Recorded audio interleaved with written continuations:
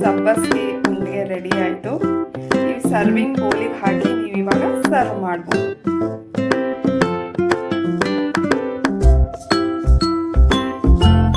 ನೋಡಿದ್ರಲ್ಲ ಎಷ್ಟು ಈಸಿ ಆಗಿತ್ತು ಅಂತ. ನೀವು ಒಂದ್ಸಲ ಟ್ರೈ ಮಾಡಿ ಮನೇಲಿ. ನಮಗೆ ಮಸಾಲೆ ಮಾಡಲಿಕ್ಕೆ ಕೊಬ್ಬರಿ ಬೇಕು.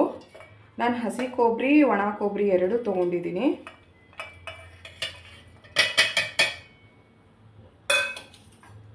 ಆದಮೇಲೆ ಬೆಳ್ಳುಳ್ಳಿ, ಕೊತ್ತಂಬರಿ,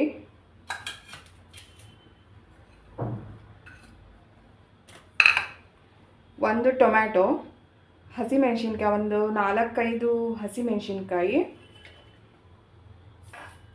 ನಾವು ಇಷ್ಟನ್ನು ಹಾಕಿ ಇವಾಗ ರುಬ್ಕೊಳ್ಳೋಣ. ಕೊಂಡಿದ್ದೀನಿ ಇಷ್ಟು. ನೀವು ರುಬ್ಬೇಕಾದ್ರೆ ಜಾಸ್ತಿ ನೀರು ಹಾಕಬಾರ್ದು, ಸ್ವಲ್ಪ ಸ್ವಲ್ಪನೇ ಹಾಕೋಬೇಕು. ಈ ಥರ ರುಬ್ಕೊಂಡಿದ್ದೀನಿ. ಈಗ ಒಂದು ಪಾತ್ರೆ ಇಟ್ಕೊಳ್ಳೋಣ.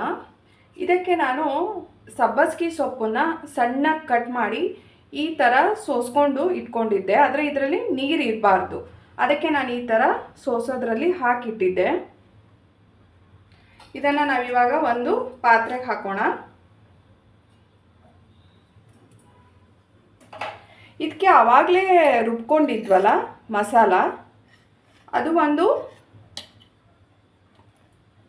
2 ಆರ್ ಒಂದಿಷ್ಟು ಹಾಕಿ ಒಂದು 3 ಟೇಬಲ್ ಸ್ಪೂನ್ ಹಾಕಿದ್ದೀನಿ. ಈ ಮಸಾಲೆನ ಹಾಗೆ ಇಟ್ಕೊಂಡಿರಿ, ಇದು ನಮಗೆ ಗ್ರೇವಿ ಮಾಡಲಿಕ್ಕೆ ಬೇಕಾಗುತ್ತೆ. ಇದಕ್ಕೆ ರುಚಿಗೆ ತಕ್ಕಷ್ಟು ಉಪ್ಪು ಹಾಕ್ತಾ ಇದ್ದೀನಿ.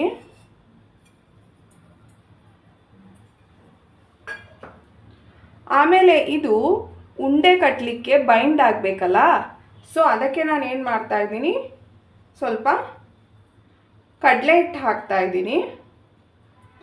ಅದು ಉಂಡೆ ಕಟ್ಟಲಿಕ್ಕೆ ಬರಬೇಕು ಅಷ್ಟು ನೀವು ಕಡಲೆ ಹಿಟ್ಟನ್ನು ಹಾಕ್ಬೋದು.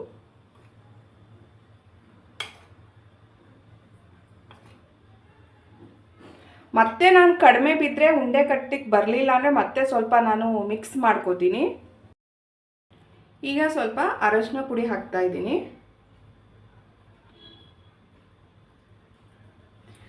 ನೆನ್ಪಿಟ್ಕೊಳ್ಳಿ, ಇದಕ್ಕೆ ನಾವು ನೀರು ಹಾಕಬಾರ್ದು. ಹಾಗೆ ಆ ಮಸಾಲೆ ಮತ್ತು ಆ ಸಬ್ಬಸ್ಗಿ ಮತ್ತು ಕಡಲೆ ಹಿಟ್ಟು ಎಲ್ಲ ಮಿಕ್ಸ್ ಮಾಡಿ ಕಲಿಸ್ಬೇಕು. ನೀರು ಹಾಕಲಿಕ್ಕೆ ಹೋಗಬೇಡಿ. ಇವಾಗ ನಾನು ಈ ಥರ ಮಿಕ್ಸ್ ಮಾಡ್ಕೋತಾ ಇದ್ದೀನಿ. ನಿಮಗೆ ಮಿಕ್ಸ್ ಮಾಡಲಿಕ್ಕೆ ಏನಾದರೂ ಉಂಡೆ ಕಟ್ಟಲಿಕ್ಕೆ ಬರಲಿಲ್ಲ ಅಂತ ಹೇಳಿದರೆ ಆವಾಗಲೇ ತೋರಿಸಿದ್ನಲ್ಲ, ಈ ಮಸಾಲೆನ 1 ಸ್ಪೂನ್ ಹಾಕ್ಕೊಳ್ಳಿ. ನಿಮಗೆ ತುಂಬ ಡ್ರೈ ಅನ್ನಿಸ್ತು, ನನಗೆ ಉಂಡೆ ಕಟ್ಟಲಿಕ್ಕೆ ಬರಲಿಲ್ಲ. ಯಾಕಂದರೆ ಕೆಲವೊಂದು ಕಡೆ ಸಬ್ಬಸ್ಗೆ ಸೊಪ್ಪು ತುಂಬ ದೊಡ್ಡದಾಗಿರುತ್ತೆ, ಕೆಲವೊಂದು ಊರಲ್ಲಿ ತುಂಬ ಸಣ್ಣ ಸೀಡಿರುತ್ತೆ. ಸೊ ನಾನು 1 ಸೀಡ್ ತೊಗೊಂಡಿದ್ದೀನಿ. ಅದ್ರ ಪ್ರಕಾರ ನಾನು ಆ ಸೊಪ್ಪಿಗೆ ಎಷ್ಟು ಬೇಕೋ ಅಷ್ಟು ಮಸಾಲೆ ಮತ್ತು ಕಡಲೆ ಹಿಟ್ಟನ್ನು ಸೇರಿಸ್ತಾ ಇದ್ದೀನಿ.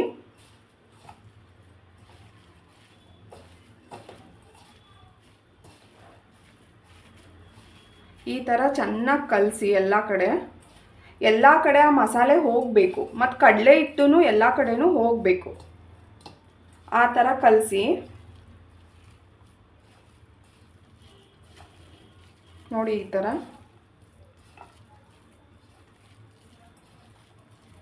ನನಗೆ ಇನ್ನೂ ಸ್ವಲ್ಪ ಮಸಾಲೆ ಮತ್ತು ಕಡಲೆ ಹಿಟ್ಟು ಕಡಿಮೆ ಅನ್ನಿಸ್ತಾ ಇದೆ. ಸೊ ಮತ್ತೆ ನಾನು ಸ್ವಲ್ಪ ಆ್ಯಡ್ ಮಾಡ್ಕೋತಾ ಇದ್ದೀನಿ.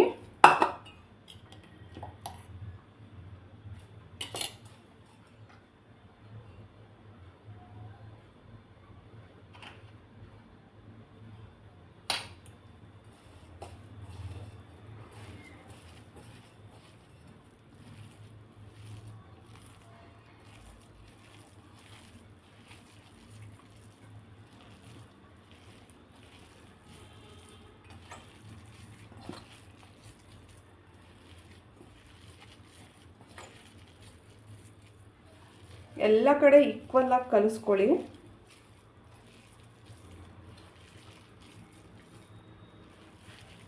ಈ ಥರ ನೋಡಿ, ಕೈಯಲ್ಲಿ ಹಿಡಿದು ನೋಡಿ, ಈ ಥರ ನಿಮಗೆ ಉಂಡೆ ಕಟ್ಟಲಿಕ್ಕೆ ಬರಬೇಕು. ಈ ಥರ ಅಲ್ಲಿವರೆಗೂ ನೀವು ಸ್ವಲ್ಪ ಕಡಲೆ ಹಿಟ್ಟು ಅಥವಾ ಸ್ವಲ್ಪ ಮಸಾಲೆ ಏನಾದರೂ ನೀವು ಮಿಕ್ಸ್ ಮಾಡ್ಕೋಬೋದು. ಈ ಥರ ನೋಡಿ, ನಾನು ನೋಡಿ ಇವಾಗ ಸಣ್ಣ ಸಣ್ಣ ಉಂಡೆ ಕಟ್ಲಿಕ್ಕೆ ಬರ್ತಾ ಇದೆ, ನೋಡ್ಬೋದು.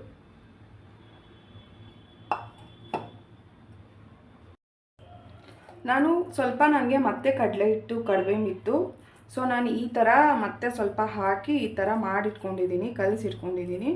ನೋಡಿ ನಿಮಗೆ ಈ ಥರ ಸಣ್ಣ ಸಣ್ಣದಾಗಿ ಈ ಥರ ಉಂಡೆ ಮಾಡಲಿಕ್ಕೆ ಬರಬೇಕು. ಈ ಥರ ಎಲ್ಲ ಕಲಸಿಟ್ಕೋಬೇಕು. ಇದಕ್ಕೆ ನಾನು ಏನು ಮಾಡ್ತೀನಿ, ಮೇಲ್ಗಡೆ ಇದಕ್ಕೆ ಚೂರೇ ಚೂರು ಈ ಥರ ಎಣ್ಣೆ ಹಾಕ್ತಾಯಿದ್ದೀನಿ. 2, 3, 4, 5 ಡ್ರಾಪ್ಸ್ ಹಾಕಿ ಮಾಡಿ ಈ ಥರ ಎಲ್ಲ ಮಾಡಿಟ್ಕೊಂಡಿರಿ. ಇವಾಗ ನಾನು ಉಂಡೆ ಕಟ್ಟೋದು ಹೇಗೆ ಅಂತ ತೋರಿಸ್ತೀನಿ. ನಾನು ಈ ಥರ ಮಾಡಿಟ್ಕೊಂಡಿದ್ನಲ್ಲ, ಈ ಥರ ಎಲ್ಲ ಕಲಸಿ ಇಟ್ಕೊಂಡಿದ್ನಲ್ಲ, ಇದರ ಮೇಲೆ ಸ್ವಲ್ಪ ನಾನು ಆಯಿಲೂ ಹಾಕಿದ್ದೆ. ಇವಾಗ ನಾನು ಏನು ಮಾಡ್ತೀನಿ, ಕೈಗೆ ಸ್ವಲ್ಪ ಎಣ್ಣೆ ಈ ಥರ ಸವರ್ಕೊಂಡು, ಈ ಥರ ಎಣ್ಣೆ ಸವರ್ಕೊಂಡು ಇಷ್ಟಿಷ್ಟೇ ನೋಡಿ ಈ ಥರ ಉಂಡೆ ಮಾಡಲಿಕ್ಕೆ ಬರಬೇಕು. ಇಷ್ಟಿಷ್ಟೇ ಮಾಡಿ ನಾವು ಇಟ್ಕೊಳ್ಳೋಣ. ನೋಡಿ ನನಗೆ ಈಸಿಯಾಗಿ ಮಾಡೋಕ್ಕೆ ಬರ್ತಾ ಇದೆ.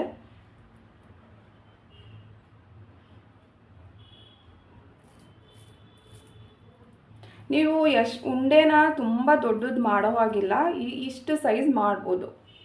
ಇಲ್ಲಿ ಮಾಡಿದ್ದೀವಿ ನೋಡಿ,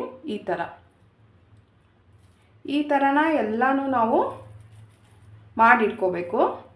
ಈ ಥರ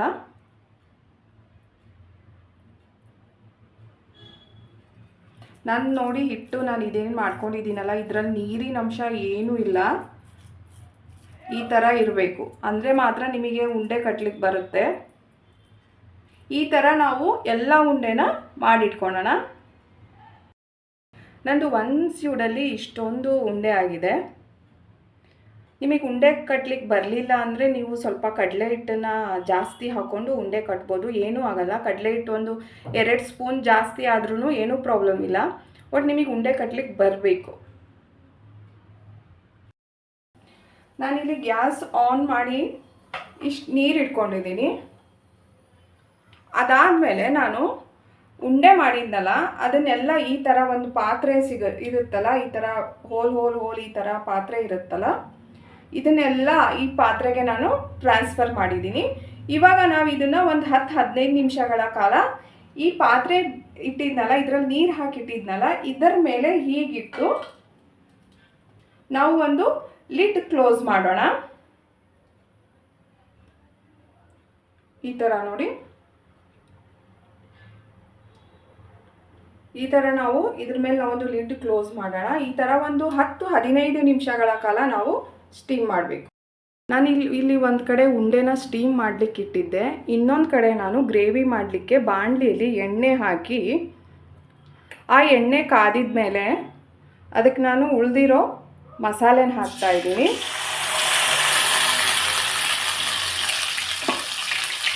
ಆ ಮಸಾಲೆಗೆ ಸ್ವಲ್ಪ ಅರಶಿನ ಪುಡಿ, ಉಪ್ಪು ಹಾಕ್ತಾಯಿದ್ದೀನಿ.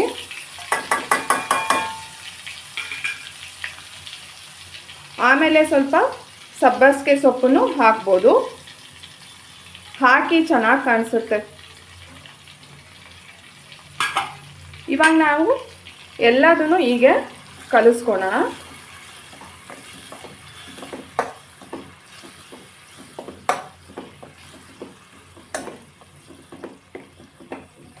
ಇದು ಸ್ವಲ್ಪ ಎಣ್ಣೆಯಲ್ಲಿ ಸ್ವಲ್ಪ ಫ್ರೈ ಆಗಬೇಕು. ಆಮೇಲೆ ನೀವು ಎಷ್ಟು ಬೇಕೋ ಅಷ್ಟು ನೀರನ್ನು ಸೇರಿಸ್ಕೋಬೋದು.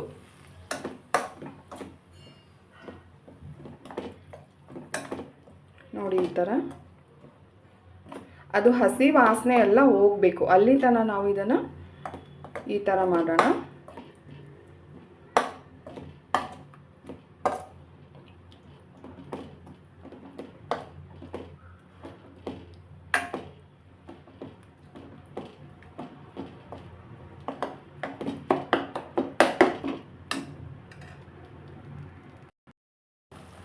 ನೋಡಿ ಈ ಥರ ಕುದೀತಾ ಇರುತ್ತೆ. ಆವಾಗ ನಾವೇನು ಮಾಡೋಣ, ಸ್ವಲ್ಪ ನೀರು ಸೇರಿಸ್ಕೊಳ್ಳೋಣ.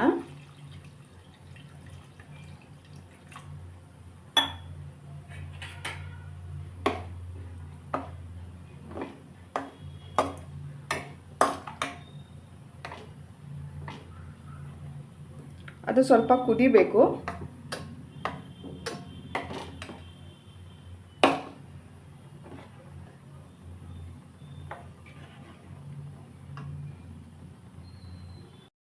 ನಾನು ಸ್ಟೀಮ್ ಮಾಡಲಿಕ್ಕೆ ಬಿಟ್ಟಿದ್ನಲ್ಲ ಉಂಡೆನ, ಅದು ಈ ಥರ ಆಗಿದೆ.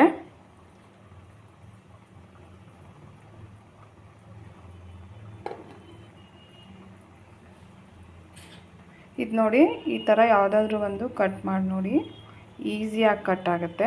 ಅಗೋ ಒಳಗಡೆ ಎಲ್ಲ ಬೆಂದಿದೆ. ನಾನು ಗ್ರೇವಿ ಮಾಡೋಕ್ಕೆ ಇಟ್ಟಿದ್ನಲ್ಲ, ಅದು ಈ ಥರ ಮೇಲ್ಗಡೆ ಎಲ್ಲ ಎಣ್ಣೆ ಬಿಟ್ಟಿದೆ. ಅಲ್ಲಿವರೆಗೂ ನಾವು ಇದನ್ನು ಕುದಿಸ್ಬೇಕು. ಇವಾಗ ಈ ಗ್ರೇವಿ ಕುದೀತಾ ಇದೆ ಅಲ್ಲ, ಇದಕ್ಕೆ ನಾನು ಈ ಉಂಡೆನ ಸೇರಿಸ್ತಾ ಇದ್ದೀನಿ.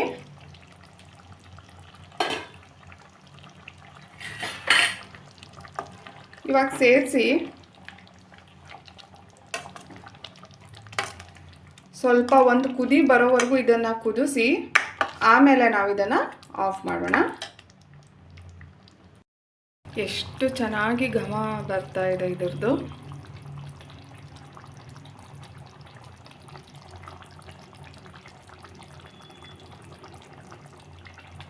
ಇದನ್ನು ನೀವು ಚಪಾತಿ, ರೊಟ್ಟಿ, ಅನ್ನ ಯಾವುದ್ರ ಜೊತೆ ಬೇಕಾದರೂ ನೀವು ಇದನ್ನು ತಿನ್ಬೋದು.